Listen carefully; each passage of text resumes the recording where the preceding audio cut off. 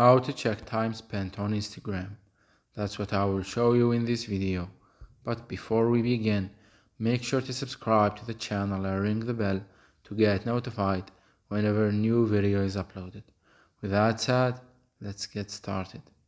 So go ahead and open up Instagram. And once you do that, click on the profile picture at the bottom right. Then click on the three lines at the top right corner. Then click on your activity. And here, click on time spent. You will land on this page right here, from which you will be able to see the time spent across the whole week.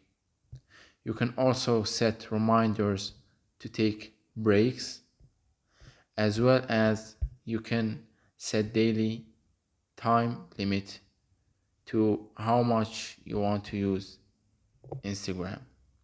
And you can also access the notification settings at the bottom. It's that easy and simple. So that was it for this video.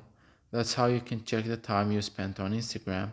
If you have any questions, please leave them in the comment section down below. With that said, see you in the next video.